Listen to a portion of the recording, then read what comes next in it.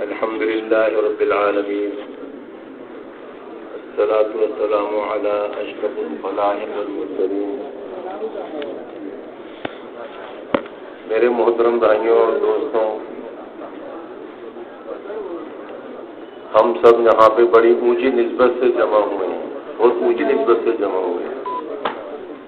نسبت کیا ہے اور سوچ کیا ہے اور فکر کیا ہے اور جذبہ کیا ہے اور مقصد کیا ہے کہ میرا اللہ مجھ سے راضی ہو جائے. اور اللہ رب العزت نے جو ہمارے دل میں ایک محنت لگائی ہے، ایک کام دیا ہے، ایک عظیم کام دیا ہے، جو محنت، جو کام، جو مقصد اللہ رب العزت اپنے پیارے بندے، بنظیرہ بندے، محبوب ترین بندے ان کو عطا کرتے تھے، وہ کام اللہ پاک نے ہمارے ذمہ میں لگایا ہے کہ کس طریقے سے ہم اللہ کو ایسے پہچان لیں جیسے اللہ کو پہچاننے کا حق ہے، اور کس طرح سے ہم اللہ کی ایسے مان لیں جیسے اللہ کی ماننے کا حق ہے، اور کس طریقے سے ساری کی ساری انسانیت دنیا اور آخرت میں کامیاب ہو جائے. میرے بھائیوں دوستوں، یہ بہت اونچی فکر ہے، ایک بہت اونچی فکر ہے. فرمایا نا کہ ایک ایسا مجمع ایک جگہ جمع ہو کر اللہ کے ذکر میں مشغول ہو اور ان کا مقصد صرف اللہ کی رضا ہو، تو آسمان سے ایک فرشتہ ندا کرتا ہے کہ تم سب بخش دیے گئے اور تمہاری برائیوں کو نیکیوں میں بدل دیا گیا. تو میرے بھائیوں دوستوں، کتنی بڑی فضیلت ہے یہاں پہ آنا، یہاں پہ بیٹھنا، عظیم کام کے لیے، عظیم محنت کے لیے، عظیم مقصد کے لیے. میرے محترم بھائیوں دوستوں، ہم سب محتاج ہیں. میرے بھائیوں دوستوں، ہم سب محتاج ہیں، کہنے والا بھی محتاج اور سننے والے بھی محتاج. صرف ایک اللہ کی ذات ہے جو کسی کی محتاج نہیں، کسی کی محتاج نہیں. فرمایا کہ حضرت ابو ذر رضی اللہ تعالیٰ عنہ فرماتے ہیں، اللہ رب العزت کا ارشاد آپ علیہ السلام سے جس کا کم و بیش مفہوم ہے، اے سارے کے سارے لوگوں، اے سارے کے سارے لوگوں، تم گناہ گار ہو، لہذا مغفرت مجھ سے ہی مانگو. کس سے مغفرت مانگنی ہے جی؟ ایک اللہ سے مانگنی ہے، ایک اللہ سے مانگنی ہے. اور اے سارے کے سارے لوگوں، تم سب فقیر ہو، لہذا اپنی ضرورتیں کس سے مانگنی ہے جی؟ اللہ سے مانگنی ہے. اللہ پاک نے ہمیں 50، 60، 70 سال کی زندگی دی ہے، زندگی میں بھی ہم نے اللہ ہی سے مانگنا ہے. اگر اللہ پاک ہمیں 1000 سال کی زندگی دے دیں تب بھی کس کے آگے جھکنا ہے جی؟ اللہ کے. تب بھی کس سے مانگنا ہے؟ ایک اللہ سے مانگنا ہے. پھر آگے فرمائیں کہ اے لوگوں، تم سارے کے سارے گمراہ ہو، تم سارے کے سارے گمراہ ہو، لہذا ہدایت کس سے طلب کرنی ہے جی؟ ایک اللہ سے ہدایت طلب کرنی ہے، ایک اللہ سے ہدایت طلب کرنی ہے. پھر آگے فرمایا کہ جس کا کم و بیش مفہوم ہے، اگر سارے جنوں انس اول و آخر یعنی حضرت آدم علیہ السلام سے لے کے قیامت تک آنے والے آخر انسان تک تمام جنوں انس مل جائیں اور ان میں جو سب سے زیادہ اللہ کی اطاعت کرنے والا ہو اس کے بقدر اللہ کی اطاعت کریں، تب بھی اللہ کی عظمت میں، اللہ کی بڑائی میں، اللہ کی کبریائی میں ایک ذرہ برابر بھی اضافہ نہیں ہوگا، ایک ذرہ برابر بھی اضافہ نہیں ہوگا. اور میرے بھائیوں، اور سارے جنوں انس اول و آخر مل جائیں اور اس شخص کے بقدر جو سب سے زیادہ اللہ کا نافرمان ہو اس کے بقدر اللہ کی نافرمانی شروع کرتے ہیں، کبھی بھی میرے بھائیوں اللہ کی عظمت، اللہ کی بڑائی، اللہ کی کبریائی میں ایک ذرہ برابر بھی کمی نہیں آئی. اللہ بڑے ہیں، اللہ ہی بڑے ہیں اور صرف اللہ ہی بڑے ہیں. اللہ بڑے ہیں، اللہ ہی بڑے ہیں اور صرف اللہ ہی بڑے ہیں. اور آگے فرمائیں کہ اگر سارے کے سارے لوگ مل جائیں اور اپنی ضرورتیں اللہ سے مانگیں اور اللہ پاک ان کو سب کچھ دے دیں، اور اللہ پاک اور اتنا ہی اور بھی دے دیں، اتنا اور بھی دے دیں، کبھی بھی اللہ کے خزانوں میں ایک ذرہ برابر بھی کمی نہیں آئے گی، ہے نا. یہ سمندر میں ایک سوئی ڈالی جائے تو سمندر کے پانی میں تو کمی آ سکتی ہے، لیکن اللہ کے خزانے میں ایک ذرہ برابر بھی کمی نہیں آئے گی. اللہ بڑے ہیں، اللہ کے خزانے بڑے ہیں. میرے بھائیوں کے آگے فرمایا کہ اللہ کا کہہ دینا ہو جانا ہے، مخلوق کا چاہنا صرف چاہنا ہے، اور اللہ کا چاہنا ہو جانا ہے. جو اللہ پاک کہتے ہوئے ہیں وہ ہو جاتا ہے. کن فیکون، اللہ نے کہا، اللہ نے چاہا، آسمان اٹھ گیا. کن فیکون، اللہ نے چاہا، زمین بچ گئی. کن فیکون، اللہ کی چاہت ہوئی، دن اور رات کا نظام بن گیا. کن فیکون، اللہ کا ارادہ ہوا، سردی اور گرمی کا نظام بن گیا. کن فیکون، اللہ کا ارادہ ہوا، زمینوں سے بلوں کا نظام بن گیا. کن فیکون، دن اور رات کا نظام بن گیا. اللہ پاک خود فرما رہے ہیں کہ بادلوں سے بارش تم برساتے ہو کہ ہم برساتے ہیں؟ جی بتائیے، کون؟ اللہ برساتے ہیں نا جی. اور زمینوں سے غلط تم اگاتے ہو کہ ہم اگاتے ہیں؟ اللہ اگاتے ہیں. اگر اللہ دن کو دن کر دیں قیامت تک کے لیے تو کون ہے جو اندھیرا لے کر کے آئے؟ ہے کوئی چیز؟ کوئی ہے نہیں.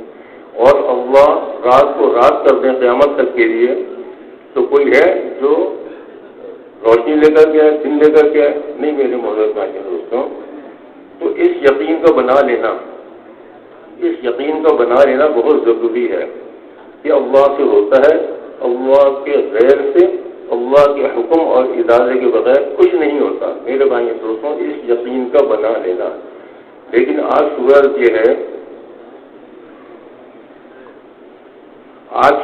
ہے، کہ ایمان کے جس درجے میں ہم بیٹھے ہوئے ہیں، ایمان کے جس درجے میں ہیں ہم مطمئن ہیں کہ بھئی یہ ایمان کا بنا لینا ہے. ایمان لا الہ الا اللہ کے اوپر محنت کرنا، یہ بھی کوئی محنت ہے، یہ بھی کوئی محنت ہے. میرے بھائی دوستوں ذرا سوچیے، قرآن پاک میں اور مختلف جگہوں پہ جو ایمان والوں کی نشانیاں بتائی گئی ہیں کہ ایمان والے تو وہ ہیں کہ جن کے نام، جب ان کے سامنے اللہ کا نام آتا ہے تو ان کے دل ڈر جاتے ہیں، اور جب ان کے سامنے آیت قرآنیاں پڑھ کے سنائی جاتی ہیں تو ان کے ایمان میں اضافہ ہو جاتا ہے.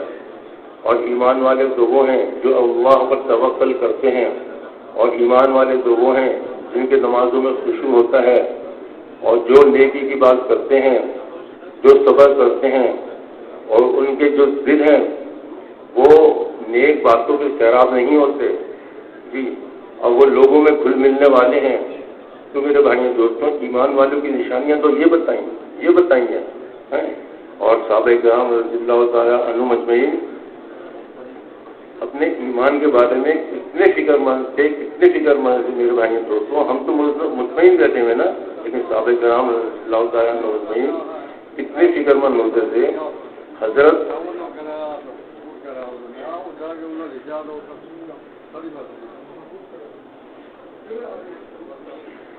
ابوبکر صدیق رضی اللہ تعالیٰ عنہ جن کے لیے جنت کی بشارتیں تھیں، اور جنت کے 8 دروازے، ہر دروازے سے پکارا جائے گا مرحبا مرحبا مرحبا. میرے بھائی دوستوں، وہ اپنے ایمان کے بارے میں کتنے فکر مند تھے. کیا فرماتے تھے کہ کاش میں کسی مومن کے بدن کا بال ہوتا، کاش میں پیدا ہی نہ ہوا ہوتا، کاش میں کوئی جانور ہوتا جس سے حساب نہیں لیا جاتا. بھائی دوستوں، جن کے لیے اللہ رب العزت کی طرف سے آسمانوں سے سلام آ رہا ہے، وہ اپنے ایمان کے بارے میں ایسے فکر مند. حضرت عمر رضی اللہ تعالیٰ عنہ جن کے بارے میں فرما دیا گیا کہ اے عمر، اگر میرے بعد کوئی نبی ہوتا تو عمر ہوتا. کیسے فکر مند ہیں کہ جب آخری وقت ہے اور بچہ مارا گیا، جسم سے خون نکل رہا ہے، تو اپنے صاحبزادے نے گود میں ان کا سر رکھ لیا اور جسم پہ خون اور مٹی لگ رہا ہے، تو فرما رہے ہیں کہ بھئی میرے سر کو بھی زمین پر رکھ دو کہ شاید اللہ کو رحم آ جائے، حضرت حذیفہ رضی اللہ تعالیٰ عنہ جو آپ علیہ السلام کے رازدار تھے، تو حضرت عمر رضی اللہ تعالیٰ عنہ ان سے فرما رہے ہیں کہ میں یہ نہیں پوچھتا منافقوں کی فہرست میں نہیں پوچھتا، بس اتنا مجھے بتا دو، یعنی اتنا مجھے بتا دو کہیں منافقوں میں میرا نام تو نہیں ہے، میرا نام تو نہیں ہے۔ میرے بھائی دوستوں، صحابہ کرام رضی اللہ عنہ کیسے فکر مند کیا تھا وہاں پہ؟ استاد کون تھے؟ حضور پاک علیہ السلام جیسے استاد، اور شاگرد کون تھے؟ صحابہ کرام رضی اللہ تعالیٰ عنہ مجمعین جیسے شاگرد۔ پھر بھی میرے بھائی دوستوں اپنے ایمان کے بارے میں ایسے ڈر رہے ہیں۔ حضرت حنظلہ رضی اللہ تعالیٰ عنہ پڑھتے رہتے ہیں، سنتے رہتے ہیں، حنظلہ تو منافق ہو گیا، کہتے ہوئے گھر سے باہر آ گئے، ارے بھائی کیا بات ہو گئی؟ حضرت ابوبکر صدیق رضی اللہ تعالیٰ عنہ راستے میں پوچھ رہے ہیں، ارے بھائی جب حضور پاک علیہ السلام کی مجلس میں ہوتے ہیں تو وہاں پہ ہمارے ایمان کی کیفیت بہت بلند ہوتی ہے، لیکن جب گھر میں آ جاتے ہیں تو وہاں پہ گھروں کے اور باغات کے اور جائیداد کے تذکرے ہوتے ہیں، یعنی دنیا کے تذکرے ہوتے ہیں، تو میرے ایمان کی کیفیت بہت گر جاتی ہے۔ میں تو سمجھتا ہوں میں تو منافق ہو گیا۔ حضرت ابوبکر صدیق رضی اللہ تعالیٰ عنہ بھی اسی بات کو کہتے ہیں، اور دونوں صاحبان آپ علیہ السلام کی خدمت میں حاضر ہوئے اور سارا واقعہ عرض کیا۔ آپ علیہ السلام نے فرمایا کہ بھائی اگر ہر وقت تمہاری یہی کیفیت رہے تو فرشتے تمہارے بستروں پہ آگے تمہیں سلام کریں۔ کہ فرمایا کہ گاہے گاہے یہ کیفیت بنے گی، آہستہ بنے گی، آہستہ آہستہ یہ کیفیت بنے گی، بننے سے بنے گی۔ میرے محترم دوستوں، اس کیفیت کا بنانا، اس محنت کا کرنا، ہم تو مطمئن رہتے ہیں کہ یہ ایمان بنانے کی بھی کوئی محنت ہے، لا الہ الا اللہ کے اوپر بھی محنت ہے۔ تو میرے بھائی دوستوں، میرا اور آپ کا سب جمع ہونا اور مختلف عنوانات جو اجتماع ہوتے ہیں یہی ہے کہ ہمارا ایمان بن جائے، اللہ کے ذات عالی سے ہمارا تعلق جڑ جائے۔ جو ایمان مطلوب ہے قبیلہ عبد قیس یہ ایمان لے کر کے آ گئے تھے اور مکے سے باہر تھے، تو جب آپ علیہ السلام کی خدمت میں حاضر ہوئے تو آپ علیہ السلام نے ان سے پوچھا بھائی ایمان اپنی علامات کیا ہیں؟ تو انہوں نے کہا بھائی 5 چیزوں پر تو ہم ایمان لے کر کے آئے، کلمہ، نماز، روزہ، زکوٰۃ، حج پہ ہم ایمان لے کر آئے، اور 5 چیزوں کا آپ نے ہمیں حکم دیا، 5 چیزوں کا آپ نے ہمیں حکم دیا، کلمہ، نماز، روزہ، زکوٰۃ، حج، اس کا آپ نے ہمیں حکم دیا، اور 5 چیزوں پر ایمان لے کر کے آئے، اللہ پر، اللہ کے رسولوں پر، اللہ کے فرشتوں پر، اللہ کی کتابوں پر اور آخرت والی زندگی پر 5 چیزوں پر ایمان لے کر کے آئے، اور 5 چیزوں کا آپ نے حکم دیا، اور 5 چیزیں ہمارے اندر پہلے سے تھیں، 5 چیزیں ہمارے اندر جو ہے نا وہ پہلے سے موجود تھیں۔ 5 چیزیں ہمارے اندر کیا موجود تھیں کہ بھئی کوئی دشمن جو ہوتا تھا اس کی جو کوئی تکلیف ہوتی تھی اس میں ہم خوش نہیں ہوتے تھے، اور اللہ کے ہر فیصلے سے ہم راضی ہوتے تھے، اور جو دشمن ہوتا تھا اس کے خلاف ہم جم کر کے لڑتے تھے۔ یہ باتیں ہمارے اندر پہلے سے موجود تھیں۔ آپ علیہ السلام نے سنا کہ بھئی یہ باتیں تمہارے اندر ہیں، تو فرمایا کہ بھئی اگر نبوت کا دروازہ بند نہ ہوتا تو عین قریب تھا کہ تم نبی ہوتے ہیں، قریب تک تم نبی ہوتے ہیں۔ پھر آپ علیہ السلام نے کہا بھئی یہ باتیں اپنے اندر اور پیدا کر لو، یہ باتیں اندر اور دنیا سے بے رغبتی پیدا کر لو، آخرت کا جو ہے شوق پیدا کر لو، ضرورت سے زیادہ جو ہے کھانا جمع نہ کرو، ضرورت سے زیادہ جو ہے تعمیر نہ کرو، اور اللہ کا خوف اپنے اندر پیدا کر لو۔ تو میرے بھائی دوستوں، یہ ایمان کی علامات ہیں، یہ ایمان کی علامت ہے۔ اب ایمان کا بنانا ہے، اب اس ایمان کے بنانے کے لیے ایک محنت ہے، ایمان کے بنانے کے لیے ایک محنت ہے۔ اللہ اوپر سوچے تو کیسی محنت کری گئی، کیسی قربانی دی گئی۔ حضرت عثمان رضی اللہ تعالیٰ عنہ کہتے ہیں کہ بھئی جب یہ ایمان بنانے کی محنت ہو رہی تھی، کرنے کی محنت ہو رہی تھی اور قربانی دی جا رہی تھی، اور صحابہ کرام رضی اللہ تعالیٰ عنہ اجمعین، حضرت بلال رضی اللہ تعالیٰ عنہ، حضرت خباب رضی اللہ تعالیٰ عنہ کیسے کہ آگ کے انگاروں میں لٹایا جا رہا ہے، کہ کہتے ہیں کہ میں ایک دفعہ جب جا رہا مکے کے قریب پتھر کی پہاڑیاں تھیں، چٹانیں تھیں، وہاں پہ میں اور آپ علیہ السلام جا رہے، تو وہاں ہم نے دیکھا کہ آل یاسر، حضرت یاسر رضی اللہ تعالیٰ عنہ اور ان کے ساتھ حضرت عمار رضی اللہ تعالیٰ عنہ اور ان کے لیے حضرت سمیہ رضی اللہ تعالیٰ عنہ، تینوں کو گرم اس پر لٹا کر کے آگ کے انگاروں سے لٹایا جا رہا ہے، تو گرم چٹانوں پہ تکلیفیں دی جا رہی ہیں، اور ان سے کہا جا رہا ہے کہ بھئی یا تو اپنے دین سے پھر جاؤ یا مرنے کے لیے تیار ہو جاؤ۔ آپ علیہ السلام صبر کی تلقین کر رہے ہیں اور جنت کی بشارت دے رہے ہیں۔ تو میرے مسلمان دوستوں، یہ ایک جذبہ تھا کہ کس طرح سے اللہ رب العزت کا کلمہ اللہ کا آپ علیہ السلام کا لائے ہوا دین یہ کس طرح سارے عالم میں پہنچ جائے، اس کی محنت تھی، اس کی فکر تھی، اس کی کوشش تھی، اس کی محنت تھی، اس کی فکر تھی، اس کی کوشش تھی۔ حضرت ابو طلحہ رضی اللہ تعالیٰ عنہ، حضرت انس رضی اللہ فرماتے ہیں کہ حضرت ابو طلحہ رضی اللہ تعالیٰ عنہ ایک بڑی عمر تک پہنچ گیا، اور جب انہوں نے قرآن پاک کی آیت کو سنا ان شروع خفافا وثقالا، تو اپنے بچوں کو بلایا، اپنے بیٹوں کو بلایا، اپنے بیٹوں کو بلایا اور ان سے کہا کہ بھائی دیکھو بھائی یہ قرآن پاک کی جو آیت ہے یہ ہمیں گھر میں بیٹھنے نہیں دیتی، اور تم میرا سامان لاؤ اور میں اللہ کے راستے میں نکلوں گا۔ اب ان کے صاحبزادوں نے سمجھایا کہ بھائی آپ اتنی بڑی عمر کو پہنچ گئے ہیں، آپ ضعیف بھی ہیں، بیمار بھی ہیں، اب آپ نہ جائیں، اب ہمیں بھیجا کریں اب آپ۔ تو فرمانے لگے کہ بھائی اور آپ تو آپ علیہ السلام کے زمانے میں بھی آپ اللہ کے راستے میں نکلے، جہادوں میں گئے، اور آپ جو ہے تو صدیق رضی اللہ تعالیٰ عنہ کے زمانے میں بھی اللہ کے راستے میں گئے، جہاد میں گئے، اور آپ جو ہے حضرت عمر رضی اللہ تعالیٰ عنہ کے زمانے میں بھی اللہ کے راستے میں گئے، جہاد میں گئے۔ اب ہمیں جانے دیے، کہتے کہ نہیں یہ آیت مجھے گھر میں بیٹھنے نہیں دیتی، میرا اللہ کے راستے میں نکلے ہے، اور ان کا بحری سفر تھا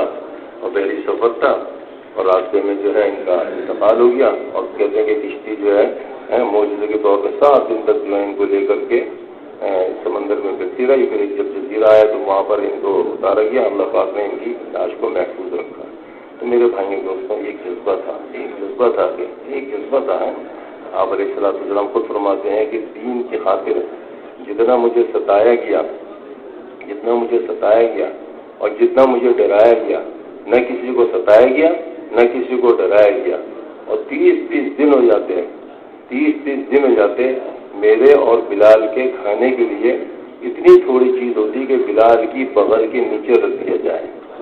سوچے تو اتنی تھوڑی چیز کھانے کے لیے کہ بلال کی بغل کے نیچے رکھ دیا جائے، اور یہ کس کے لیے جس کے لیے یہ پیش کر دیا گیا تھا کہ اے نبی جی آپ کہیں تو مکے کے پہاڑوں کو سونے کا کر دیا جائے، اور اس میں سے آپ جتنا چاہے تصرف کریں، لیکن آپ علیہ السلام نے کیا زندگی پسند کری کہ یا اللہ ایک وقت مجھے مل جائے تو میں اس پر آپ کا شکر کروں، اور ایک وقت نہ ملے، ایک دن نہ ملے تو میں اس پر صبر کروں۔ آپ علیہ السلام کے چچا طالب نے بلایا آپ علیہ السلام کو اور کہا کہ اے بھتیجے دیکھو یہ جو قریش کے سردار ہیں یہ میرے پاس آتے ہیں اور یہ شکایت کرتے ہیں کہ تم جو ہو ان کو اپنے اللہ کی طرف بلاتے ہو اور ان کے معبودوں کو یعنی ان کے بتوں کو برا کہتے ہو، اس سے ان کو تکلیف ہوتی ہے، تم اس کام کو چھوڑ دو۔ تو آپ علیہ السلام سے فرمایا کہ اے چچا یہ کیسے ممکن ہے، اگر یہ میرے دائیں ہاتھ میں سورج کو رکھتے ہیں اور میرے بائیں ہاتھ میں چاند کو رکھتے ہیں تب بھی میں اس کام کو نہ چھوڑوں گا حتیٰ کہ میری جان چلی جائے۔ آپ علیہ السلام یہ کہہ کے رونے لگے۔ تو میرے بھائی دوستوں یہ ایمان بنانے کی ایک محنت ہے، ایمان بنانے کی ایک محنت ہے، ایک دعوت والا کام اللہ پاک نے ہمارے ذمے لگایا ہے۔ آپ علیہ السلام حارث رضی اللہ تعالیٰ عنہ کہتے ہیں کہ میں ایک دفعہ اپنے والد کے ساتھ بازار میں جا رہا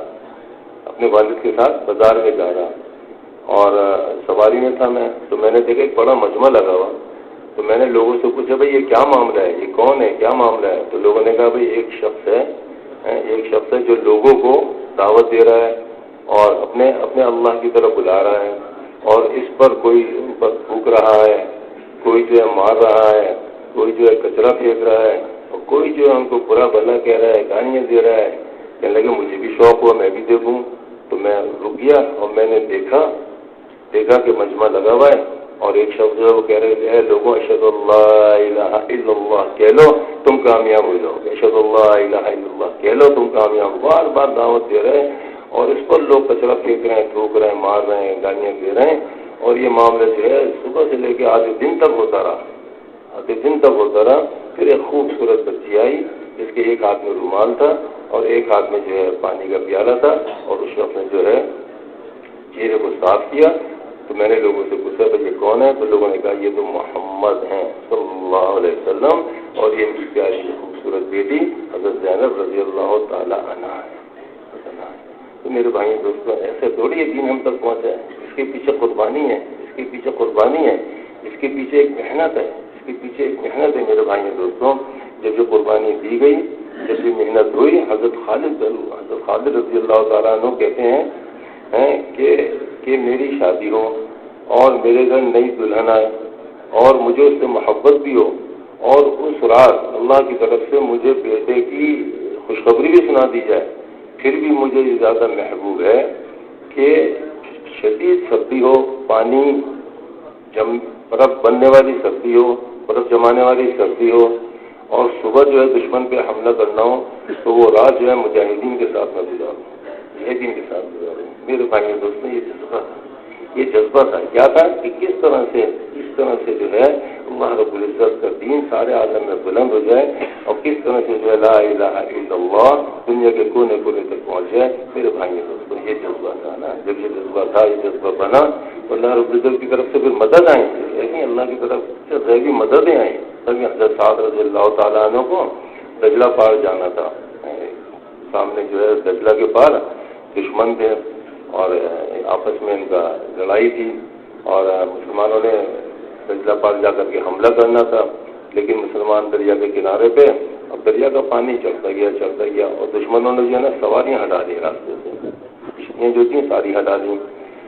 تو حضرت سعد رضی اللہ تعالیٰ عنہ کو اللہ کی طرف سے ایک خواب دکھایا گیا کہ بھئی دریا کا پانی بہت چڑھ گیا ہے اور جو ہے مسلمانوں نے جو ہے دریا کے اوپر چلنا شروع کر دیا ہے، دریا چل کر کے پار کر لیا.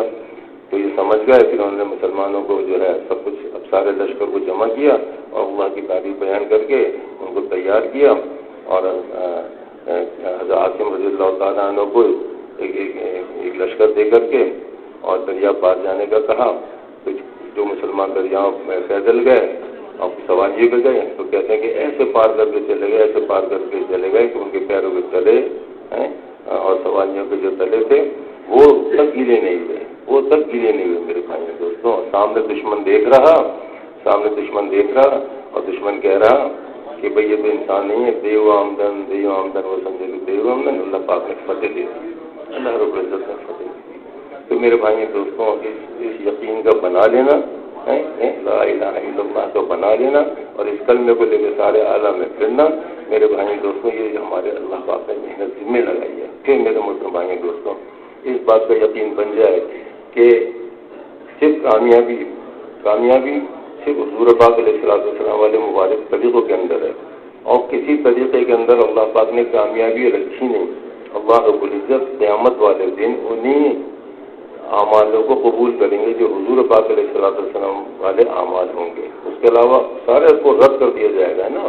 1000 کا نقلی نوٹ ہم لے کر کے بازار میں جائیں جی اور دکاندار کو دیں تو کیا خیال ہے یہ دکاندار ہمیں سودا دے دے گا؟ کیا سودا نہیں دے گا نا،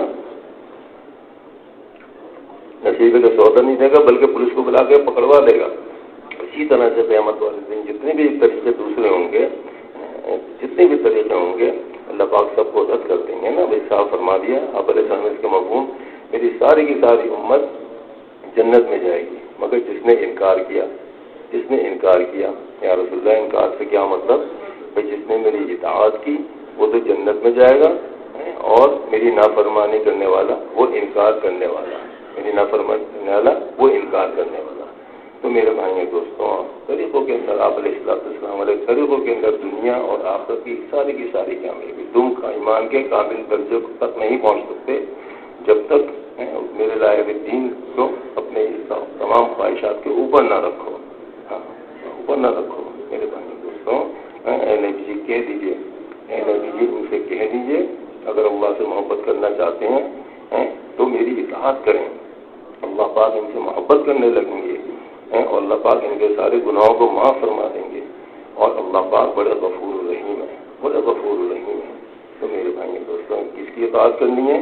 آپ علیہ السلام والے طریقوں کے اندر کامیابی، اس سے ہٹ کر کسی طریقے کے اندر کامیابی ہے ہی نہیں. حضرت عمر رضی اللہ تعالیٰ عنہ ایک مرتبہ بازار میں جا رہے ہیں راستے میں تو کہیں سے ان کو جو ہے تورات کے صحیفے ملے.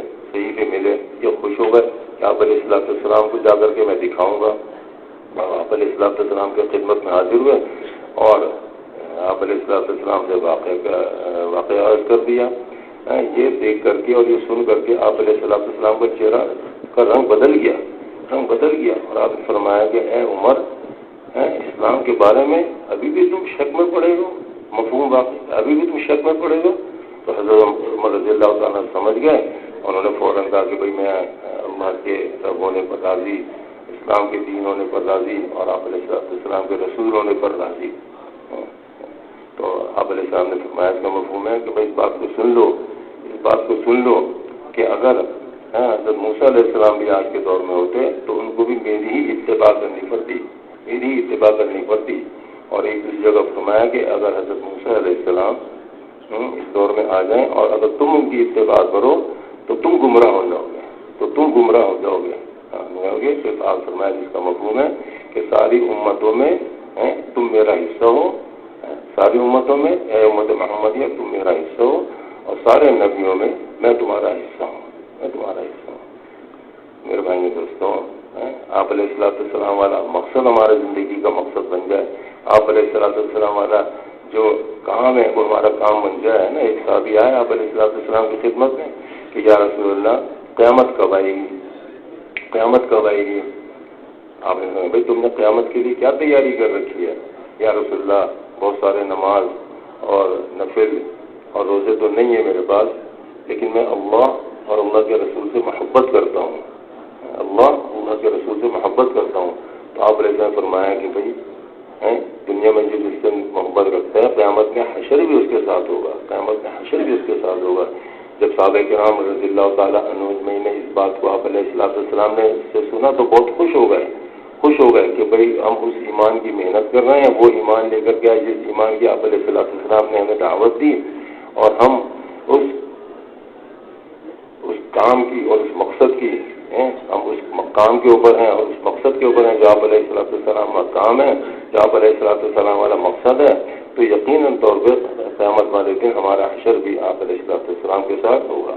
تو میرے بھائی دوستوں، اللہ رب العزت نے ایک محنت لگائی ہے، ایک کام لگایا، ایک دین دیا. اللہ اکبر میرے بھائی دوستوں، یہ دین جو اللہ کے نزدیک سب سے قیمتی چیز ہے. اللہ کے نزدیک جو اللہ کے خزانوں میں سب سے قیمتی چیز ہدایت ہے، اللہ کے نزدیک سب سے قیمتی چیز دین ہے. اور جو دین پہ چلے گا وہ بھی اللہ کے نزدیک قیمتی بنتا چلا جائے گا. اللہ کے نزدیک جو ہے نا، یہ تو کائنات کے اندر نقشے پھیلے ہوئے ہیں نا، مال ملک چیزیں جائیداد عہدے ڈگریاں، اس کے بقدر انسان کامیاب نہیں ہوگا، بلکہ کامیاب تو ہوگا ایمان اور اعمال کی بنیاد پہ انسان کامیاب ہوگا. جیسے ہم کچھ سنتے رہتے ہیں نا کہ بھئی اگر مال والے تھے، ملک والے تھے، چیزیں والے تھے، طاقت والے تھے، لیکن اس بنیاد پہ کوئی کامیاب نہیں ہوا. یہ سب ناکام ہو گئے، لیکن کامیاب کون ہوا؟ حضرت ابوبکر صدیق رضی اللہ تعالیٰ. یہ کامیاب لوگ تھے. حضرت عمر رضی اللہ تعالیٰ عنہ یہ کامیاب لوگ، حضرت علی رضی اللہ تعالیٰ عنہ، حضرت عثمان رضی اللہ تعالیٰ عنہ، حضرت بلال رضی اللہ تعالیٰ عنہ، خباب رضی اللہ تعالیٰ عنہ، یہ کامیاب لوگ تھے. یہ کیوں کامیاب تھے؟ کہ انہوں نے اللہ کے ہر حکم کے آگے سر کو جھکایا اور اللہ کی اطاعت کری. اللہ پاک نے ان کی دنیا بھی بنائی اور ان کی آخرت والی زندگی بھی بنائی. ان کی دنیا بھی بنائی، اللہ پاک نے ان کی آخرت والی زندگی بھی بنائی. نا آپ علیہ السلام کے سامنے ایک صاحب گزرے، آپ صحابہ کے ساتھ بیٹھے ہوئے تھے. صحابہ سے پوچھا بھائی ان کے بارے میں تمہارا کیا خیال ہے؟ یا رسول اللہ یہ تو معاشرے کا ایک امیر ترین آدمی ہے، اور جب یہ کسی سے بات کرے تو ہر کوئی اس کی بات کو سنے، کسی کو مشورہ دے تو ہر کوئی اس کے مشورے کو قبول کریں، کسی کے منگنی کا پیغام بھیجے تو اس کو پیغام کو قبول کیا جائے. آپ علیہ السلام خاموش رہے. پھر ایک صاحب اور گزرے، آپ علیہ السلام نے ان کے بارے میں پوچھا بھائی ان کے بارے میں تمہارا کیا خیال ہے؟ یا رسول اللہ یہ تو معاشرے کا غریب ترین آدمی ہے، کسی سے بات کرے تو کوئی اس کی بات کو سنے نہیں، اور کسی کو مشورہ دے تو اس کا مشورہ قبول نہ ہو، کسی کے منگنے کا پیغام بھیجے تو اس کو قبول نہ کیا جائے. آپ نے فرمایا جس کا مفہوم ہے اگر پہلے جیسے سے ساری دنیا بھی بھر جائے تو دوسرے بات والے ایک کے برابر بھی نہیں ہو سکتی. تو میرے بھائی دوستوں، اللہ کے نزدیک سارے دنیا کی قدر و قیمت ایک مچھر کے پر کے برابر بھی نہیں ہے. اگر ایک مچھر کے پر کے برابر بھی ہوتی تو اللہ پاک کسی کافر کو پانی کا گھونٹ نہیں دیتے. تو یہ دین اللہ کے نزدیک قیمتی ہے. جو دین پہ چلے گا اللہ کے نزدیک قیمتی بنتا چلے جائے گا، قیمتی بنتا چلے جائے گا۔ اللہ رب العزت اس کی دنیا بھی بنائیں گے اور اللہ رب العزت اس کی آخرت والی زندگی بھی بنائیں گے۔ بلال رضی اللہ تعالیٰ عنہ نہ رنگ ہے، نہ نسل ہے جی، نہ مال ہے، نہ اسباب ہے، نسل غلام چلے آ رہے ہیں، لیکن اللہ رب العزت نے پھر کیسی عزت دی، کیسی عزت دی۔ حضرت عمر رضی اللہ تعالیٰ عنہ مجلس میں بیٹھے ہوئے، ایک مرتبہ حضرت بلال رضی اللہ تعالیٰ عنہ آئے اور سارے سردار بیٹھے ہوئے تھے، سارے سردار بڑے بڑے لوگ بیٹھے ہوئے تھے۔ ارے بھائی سیدنا بلال آ گئے، سیدنا بلال آ گئے، ان کو راستہ دو، ان کو راستہ دو، اور سب سے آگے بٹھایا۔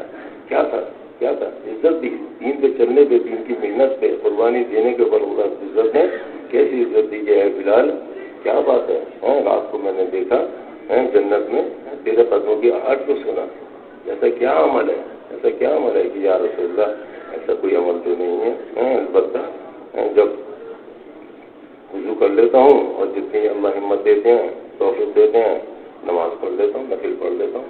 تو میرے بھائی دوستوں جو دین پہ چلے گا اللہ رب العزت اس کی دنیا بھی بنائیں گے، اور دین پہ چلنے پہ اللہ رب العزت اس کی آخرت والی زندگی بھی بنائیں گے، آخرت والی زندگی بنائیں گے، طے شدہ بات ہے۔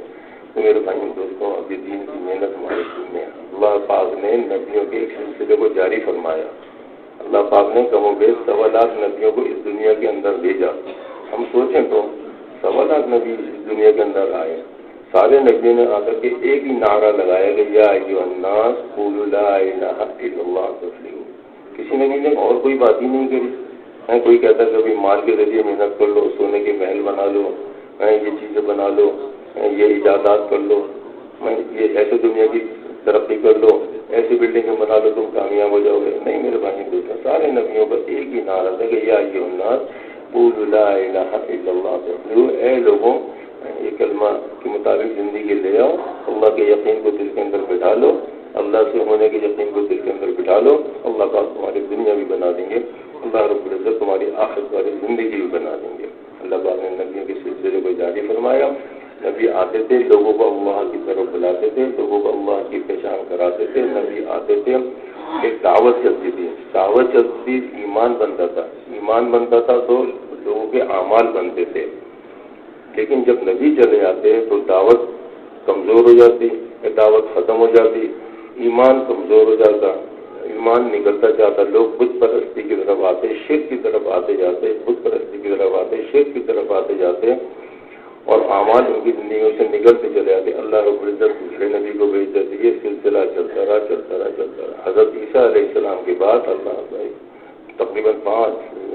تقریباً 600 سال کے بعد آپ علیہ السلام، کوئی وہی نہیں ہے 600 سال تک، 580 سال تک، پھر آپ علیہ السلام اس دنیا میں تشریف لے۔ اللہ رب العزت کا ایک نظام ہے کہ اللہ پاک نے اس دنیا کو بھی ختم کرنا، آپ علیہ السلام کے بعد نبوت کے دروازے کو تو بند فرما دیا گیا، لیکن اللہ پاک نے ہدایت کے نظام کو بند نہیں فرمایا، اللہ پاک نے ہدایت کے نظام کو بند نہیں فرمایا۔ ہدایت کا نظام کیا ہے میرے بھائیوں؟ جیسے نفع کمانے کی محنت کو دکانداری کہتے ہیں، اور چیزیں بنانے کی محنت کو کارخانداری کہتے ہیں، زمین سے غلہ حاصل کرنے کی محنت کو زمینداری کہتے ہیں۔ اسی طرح سے ہدایت زندگی میں آتا ہے، ہدایت کی محنت کو دعوت کہتے ہیں، ہدایت کی محنت کو دعوت کہتے ہیں۔ اللہ پاک نے ہدایت کے نظام کو بند نہیں فرمایا، بلکہ اللہ پاک نے دعوت والا کام جو نبیوں کے ذمہ دار اللہ پاک نے منتقل فرما دیا امت محمدیہ کے ہاتھ فرد کے۔ میں بھی اس محنت کا ذمہ دار، آپ بھی اس محنت کے ذمہ دار، چاہے مسلمان مرد ہو، عورت ہو، کالا ہو، گورا ہو، افریقہ کا ہو، امریکہ کا ہو، چین کا ہو، جاپان کا ہو، اس کے ذمہ اللہ رب العزت نے یہ محنت لگائی ہے، ہر ایک کے ذمہ اللہ رب العزت نے یہ محنت لگائی ہے۔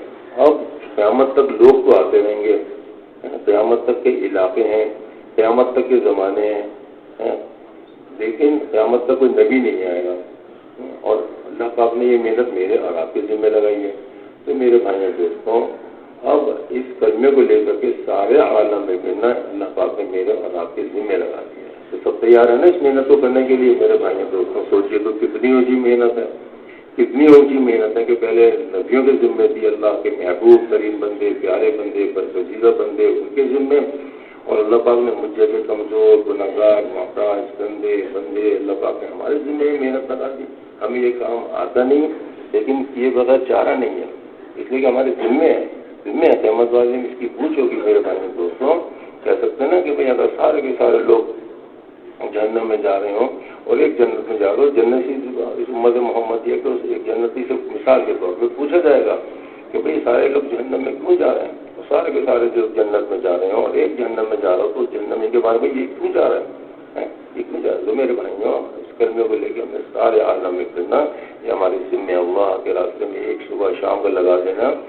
دنیا اور دنیا کے اندر جو کچھ ہے اس سے قیمتی ہے. سوچئے تو ہمیں 40 دن اللہ کے راستے میں لگا, 40 صبح 40 شام لگ گئی. سال کے لیے اللہ کے راستے میں نکلے, کتنی صبح شام اللہ کے راستے میں لگ گئی. حضرت اسامہ کے لشکر آپ علیہ السلام کی وفات کے بعد حضرت اسامہ رضی اللہ تعالیٰ عنہ کے لشکر کو روانہ کرنا تھا. حضرت ابوبکر صدیق رضی اللہ تعالیٰ عنہ نے حضرت اسامہ رضی اللہ تعالیٰ عنہ کے لشکر کو روانہ کیا, اور حضرت اسامہ رضی اللہ تعالیٰ عنہ چونکہ چھوٹی عمر کے تھے لیکن وہ سواری پہ تھے اپنی. حضرت ابوبکر صدیق رضی اللہ تعالیٰ عنہ بڑی عمر کے تھے لیکن حضرت ابوبکر صدیق رضی اللہ عنہ ان کے ساتھ ساتھ پیدل چلنے لگے. سواری حضرت ابوبکر صدیق رضی اللہ تعالیٰ عنہ کے 5 بھی تھی لیکن پھر بھی پیدل چلنے لگے. اور حضرت عبد الرحمن بن عوف رضی اللہ تعالیٰ عنہ حضرت صدیق رضی اللہ عنہ کی سواری کو پکڑ کے چل رہے ہیں. حضرت اسامہ رضی اللہ تعالیٰ عنہ کہنے لگے کہ اے امیر المومنین, یہ کیا بات ہے, میں سواری پر اور آپ نیچے ہیں, کیا تو میں بھی نیچے آ جاتا ہوں, کیا آپ سواری پر آ جائیے, آپ سواری پر آ جائیے. تو حضرت صدیق رضی اللہ تعالیٰ عنہ نے کہا اس میں کیا ہے کہ میں تھوڑی دیر تمہارے ساتھ پیدل چلوں, اس لیے کہ میں نے حضور پاک علیہ السلام سے سنا ہے کہ جو غازی وہاں کے راستے میں قدم قدم چلتا ہے تو ایک ایک قدم پہ 700 نیکیاں اس کو ملتی ہیں, 700 گناہ معاف ہوتے ہیں اور 100 درجات بلند ہوتے ہیں. ابھی سوال کی جماعتیں ہماری پیدل چلتی ہیں, سوچیں سوال کی جماعتیں ہماری پیدل چلتی ہیں تو کتنے قدم چلتے ہیں روزانہ, کتنا پیدل چلتے ہیں, کتنا اجر کی بات ہے, کتنے اجر کی بات ہے. میرے بھائیوں دوستوں, اللہ رب العزت یہ نقل و حرکت سے باطل کے اثرات ختم کر دیتے ہیں نا. جیسے ہمارا الحمدللہ کراچی کا اجتماع آ رہا ہے, کراچی کا اجتماع. اب کراچی کا اجتماع کیا مقصود ہے؟ مقصود یہ نہیں ہے کہ کوئی تعداد کا جمع کر لینا, کوئی اپنی طاقت کو دکھا لینا, نہیں میرے بھائیوں دوستوں. ان اجتماع سے اللہ رب العزت جو ہے نا ہمارے دلوں کے اندر جو بند کان ہے نا اس کو کھولیں گے اور ہمارے چاروں طرف جو باطل کے اثرات ہیں نا, باطل کے اثرات اللہ رب العزت ختم فرما دیں گے. آج ہمارے چاروں طرف باطل کے اثرات ہیں تو اللہ پاک باطل کے اثرات کو ختم فرما دیں گے. بھائی دوستوں, جب یہ محنت ہوگی, جیسے آتے ہیں نا اس پہ کہ حضرت ایک صحابی تھے, ابھی یہ ایمان نہیں لے کر آئے تھے, ان کا نام تھا عباس بن مرداس. ابھی ایمان نہیں لے کر آئے تھے تو یہ کہتے ہیں کہ بھائی میرے والد نے ایک بت پالا ہوا تھا گھر میں اور اس کو کمرے میں رکھا ہوا تھا. جب میرے والد کا انتقال ہونے لگا تو انہوں نے کہا کہ بھائی ذرا اس بت کی دیکھ بھال کرتے رہنا اور اس کی پوجا بھی کرتے رہنا. تو ایک دفعہ میں سو رہا تو رات کو جو ہے کمرے سے عجیب طرح کی آوازیں آنے لگیں. تو میں سمجھیا کہ بھائی بت کو تو کوئی نقصان پہنچانے آ گیا ہے. اس طرح میرے والد نے کہا تھا اس کا خیال رکھنا. تو میں برابر کے کمرے میں گیا, وہاں دیکھا تو بت کے پیٹ سے آواز آ رہی. اور کیا آواز آ رہی کہ بت اور بت کے ماننے والے مرد آباد اور مسجد کے ماننے والے زندہ باد. اور جاؤ سارے قبیلہ سلیم والوں سے کہہ دو کہ بت اور بت کے ماننے والے مرد آباد اور مسجد کے ماننے والے زندہ باد. میرے بھائیوں دوستوں, جب یہ محنت ہوگی اللہ رب العزت باطل کے اثرات ختم فرمائیں گے. سب تیار ہیں نا انشاءاللہ تعالیٰ؟ بھائی ایسی محنت ہو جائے, ہمارا اجتماع آ رہا ہے, ایسے ہم راتوں کو روئیں اللہ سے اور مسجد سے شعبہ سے مسجد تک کی ایسی محنت کریں, ایک سے ملیں, ایک کے پاس جائیں, ایک کو جا کر کے تیار کریں کہ ہر فرد جو ہے اجتماع میں جانے والا ہو جائے اور ہر فرد جو اللہ کے راستے میں ہم تو نیت یہ کریں کہ 100% مجمع اللہ کے راستے میں نکلے گا اور 100% ہماری جماعتیں اللہ کے راستے میں نکلیں گی. کریں گے نا انشاءاللہ تعالیٰ. ہاں دیکھیں بھائی, نیکی کی ترغیب دینے والا ایسا جیسا نیکی خود کرنے والا. ہم تو کسی کو نیکی کی طرف بلائیں گے نا, ترغیب دیں گے نیکی کی طرف بلانے والا ایسا جیسا خود نیکی کرنے والا. ہم نے کسی کو نیکی کی طرف بلایا, نیک کام کی طرف بلایا, امر بالمعروف کی دعوت دی، نہی عن المنکر کی دعوت دی، اور اللہ رب العزت نے اس کو قبول کر لیا۔ ہدایت تو اللہ کے ہاتھ میں ہے، اللہ پاک نے ہماری دعوت کی ہمارے بولوں پہ رکھ کر کے اس کو قبول کر لیا، اس کو بھی پورا پورا اجر ملے گا اس کے اعمالوں کا، اور چونکہ اللہ پاک نے ذریعہ ہم کو بنا لیا تو اللہ پاک ہم کو بھی پورا پورا اجر دیں گے، اللہ پاک ہم کو بھی، اور اس کے اجر میں کوئی کمی بھی نہیں ہوگی، اس کے اجر میں کوئی کمی بھی نہیں ہوگی۔ اسی طرح خدا نہ خواستہ کوئی اگر برائی کا سبب بن گیا، کوئی برائی کا سبب بن گیا ہے تو کوئی برائی کی ترغیب دینے والا وہ بھی ایسا جیسے برائی کرنے والا، کوئی برائی کا ذریعہ بن گیا، سبب بن گیا تو کیا ہوگا جی، وہ اس کو پورا پورا وبال پڑے گا اس کے برے اعمالوں کا، اور جو برائی کا سبب بنا اس کو بھی پورا پورا وبال پڑے گا اس کے گناہوں کا۔ اسی لیے کہنا یا اللہ ہمیں خیر کی چابی بنا اور شر کا تالا بنا، خیر کی چابی بنا شر کا تالا بنا۔ ایک دفعہ مولانا جمیل صاحب رائیوڈ میں بیان میں فرمانے لگے کہ بھئی حضرت آدم علیہ السلام کی جو اولاد تھی، اس وقت تو حضرت آدم علیہ السلام حضرت حوا علیہ السلام دو ہی تھے، تو انہیں سے اولاد نسل کا سلسلہ ہونا تھا تو جوڑا جوڑا پیدا ہوتا تھا، اور لیکن شریعت یہ تھی نسل بھی بڑھانی تھی اور شادیاں بھی ہونی تھیں، لیکن شریعت یہ تھی کہ بھئی جو بھائی بہن ایک ساتھ پیدا ہوئے، جوڑا ساتھ پیدا ہوا، ساتھ پیدا ہوئے تو آپس میں شادی نہیں ہوگی، اور پہلے والے سے یا بعد والے سے شادی ہو جائے گی۔ تو حابیل اور قابیل دو بھائی تھے، ان کے ساتھ دو بہنیں بھی تھیں، اور قابیل کے ساتھ جو بہن تھی وہ خوبصورت تھی، حابیل کے ساتھ جو بہن تھی وہ خوبصورت نہ تھی۔ قابیل کی شادی جو حابیل والی جوڑی دار سے ہونی تھی، لیکن اس نے شرارت کری، اس بات کو نہ مانا، شریعت کو نہ مانا، اور قابیل نے جو ہے نا حابیل کو قتل کر دیا۔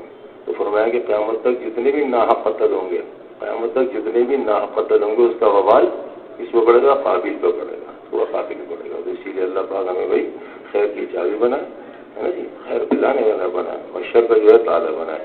اس کے لیے میرے محترم بھائی دوستوں، اللہ کے راستے پہ نکلنا، اللہ کے راستے میں نکلنا، جماعتوں کو تیار کرنا، ایک ایک کے پاس جا کر کے جماعتوں کو تیار کرنا، ایسی محنت کرنا کہ 100% مجمع اللہ کے راستے میں نکل جائے۔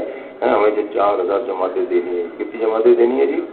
4000 جماعتیں پچھلے 4 مہینے کی دینی ہے، تو محنت کریں گے انشاءاللہ۔ ابھی 4000 کی، ابھی کراچی میں کتنی مساجد ہیں؟ 6000 کے قریب مساجد ہیں، اس سے بھی زیادہ ہوں گی۔ تو اگر ہر مسجد والے اس بات کی نیت کر لیں کہ ہم نے تو ایک اپنی مسجد سے اپنے محلے سے ایک جماعت نکالنی ہے، تو انشاءاللہ تعالیٰ 6000 جماعتیں نکل جائیں گی، 6000 جماعتیں نکل جائیں گی، اور سال اندر ان کی 30 جماعتیں دینی ہے، سال پہلے ان کی 30 جماعتیں دینی ہے، یعنی 2000 گھر جو ہے ہمارے سے دعوت ہو جائے، ہماری مساجد جو ہیں 24 گھنٹے آباد ہو جائیں، اس کی محنت کرنی ہے میرے بھائی دوستوں۔ دنیا میں دیکھیے 258 ممالک، اور دنیا میں 258 ممالک، اور 7 ارب انسان کہتے ہیں، 7 ارب انسان کہہ سکتے ہیں، جس میں سے 5 ارب جو ہیں وہ بغیر کلمے والے اندازاً، اور 2 ارب جو ہیں کلمے والے ہیں۔ اب سوچیے جو 5 ارب جو بغیر کلمے والے ہیں، 5 ارب جو بغیر کلمے والے ہیں، یہ کہہ سکتے ہیں کہ تقریباً 3 لاکھ بغیر کلمے کے اس دنیا سے جا رہے ہیں۔ جو بغیر ایمان والے، جو بغیر ایمان کے بغیر کلمے کے اس دنیا سے چلا گیا تو کہاں جائے گا بھائی؟ اللہ ہے، ہمیشہ کی جہنم میں چلے گا وہ۔ اب اس کا کیا قصور ہے بیچارے کا؟ اس کا کیا قصور ہے؟ قصور تو میرا ہوا نا، میرا ہوا کہ میں اس کلمے کو لے کر کے اپنے مقام پہ بیٹھا رہا ہوں۔ اتنا اونچا کلمہ بھائی، ہمارے پاس کیا چیز قیمتی ہے بتاؤ جی؟ مال دولت یہ چیزیں قیمتی ہیں؟ ہمارے پاس ایک ہی چیز قیمتی ہے، وہ کیا ہے؟ لا الہ الا اللہ۔ ہمارے پاس تو ایک ہی چیز قیمتی ہے۔ اگر ہم اس کلمے کو لے کر کے اپنے مقام پر بیٹھے رہے اور ان تک نہ پہنچے، اور یہ بغیر ایمان کے چلے گئے، بغیر کلمے کے چلے گئے، میرے بھائی دوستوں کل کو قیامت والے دن پوچھ ہوگی نا آپ علیہ السلام کی مجلس میں ایک یہودی بچہ آتا تھا، اب کچھ دنوں تک نہیں آیا تو آپ علیہ السلام نے صحابہ سے پوچھا بھائی کیا معاملہ ہو گیا؟ پتہ چلا بیمار ہے۔ آپ علیہ السلام اس کی عیادت کے لیے چلے گئے۔ جب عیادت کے لیے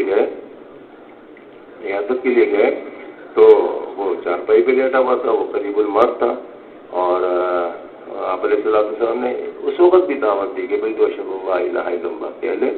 اس نے اپنے والد کی طرف دیکھا کہ بھائی اجازت مل جائے، تو اس کے والد نے کہا کہ جیسا ابو القاسم کہہ رہے ہیں تو کر لے۔ تو اس نے کلمہ پڑھ دیا، لا الہ الا اللہ کلمہ پڑھ دیا۔ اب دیکھیے اس نے کلمہ پڑھا، ابھی اس نے کوئی کلمہ پڑھتی اس کا انتقال ہو گیا، ابھی اس نے کوئی نماز نہیں پڑھی تھی، کوئی روزہ نہیں رکھا تھا، کوئی زکوٰۃ حج نہیں تھا، لیکن کلمہ پڑھتے ہی کہاں گیا وہ؟ سیدھا جنت میں چلا گیا۔ تو بھائی ہم بھی نیت کر لیں، سمجھے کہ دنیا سے بغیر کلمے والے اللہ پاک کے سارے بغیر کلمے والے کلمہ پہ آ جائیں، کلمے والی زندگی پہ آ جائیں، اور جتنے ہمارے مسلمان ہیں کلمے والے ہیں یا علیہ السلام مبارک محنت پہ آ جائیں، اس کے لیے اللہ پاک نے ہمیں ذمہ لگایا ہے۔ انشاءاللہ کریں گے نا سب، انشاءاللہ مغرب کے بعد ہی بات ہوگی تو سارے ساتھی اہتمام کے ساتھ آئیں، اللہ سے مانگ کر کے آئیں، اور اس نیت سے آئیں کہ جتنے بھی تقاضے چل رہے ہیں ہمارے اجتماع کے حوالے سے، ہمارے مرکز کے حوالے سے، ہمارے خدمت کے حوالے سے، ہمارے خدمت جو پنڈال کی خدمت ہے، رائیون کی خدمت ہے، رائیون میں جو آ رہا ہے اس کی خدمت ہے، خدمت کے حوالے سے جی ہمارا ایک جذبہ ہونا چاہیے نا، ہمارا ایک جذبہ ہونا چاہیے نا۔ جنگ خندق کے موقع پہ آپ علیہ السلام صحابہ کرام رضی اللہ تعالیٰ عنہ مجمعین، اب دیکھیں کیسا کہ جنگ کے لیے خندق کو کھود رہے ہیں اور کھانے کو کچھ ہے نہیں، اور پیٹ پہ پتھر بندے ہیں، پیٹ پہ پتھر بندے ہیں، اللہ پیٹ پہ پتھر، کھانے کو کچھ ہے ہی نہیں، ہاں کچھ نہیں ہے، اور اتنا بڑا مجمع آپ نے کہا بھائی ہے کوئی ہمیں کسی کے پاس لے چلو، حضرت جابر رضی اللہ تعالیٰ عنہ کے گھر میں لے کے گئے، وہاں پہ ایک بکری کے بچے کو ایریا نے کاٹا، آپ علیہ السلام نے پکوا کر کے سارے لشکر والوں کو کھلایا، سارے لشکر والوں کو کھلایا، جیسے اللہ پاک نے معجزہ دیا۔ پھر آپ علیہ السلام نے جی اپنا اوزار لے کر کے ایک چٹان کے اوپر مارا، ایک چٹان پہ مارا، چٹان جو ہے ایک تہائی ٹوٹ گئی، آپ علیہ السلام نے نعرہ لگایا، اللہ اکبر، فارس کے مہمان جو ہے محلہ ٹوٹ گئے، فارس کے محلہ ٹوٹ گئے۔ دوسرا جو آپ علیہ السلام نے ضرب لگائی تو ایک تہائی چٹان اور ٹوٹ گئی، آپ نے فرمایا کہ روم کی جو ہے یہ جو محلہ ٹوٹ گئے۔ تو میرے بھائیوں دوستوں، ہمارا بھی ایسا جذبہ بن جائے، ہمارا بھی ایسا جذبہ بن جائے، خدمت کا جذبہ بن جائے، سارے خدمت کے تقاضے وہ پورے ہو جائیں، ہمارے خروج کے تقاضے جو ہیں وہ پورے ہو جائیں، تو مغرب کے بعد جو انشاءاللہ بیان ہوگا اس میں جو مطالبہ ہوگا سارے ساتھی جم کر کے بیٹھیے گا، اور پورے جو ہے ہر تقاضے کے اوپر جو ہے مسجد وار جماعتیں لکھوائیے گا، تو کریں گے انشاءاللہ تعالیٰ۔ سبحانک اللہم و بحمدک، نشہد ان لا الہ الا انت، نستغفرک و نتوب الیک، نستغفرک و نتوب الیک۔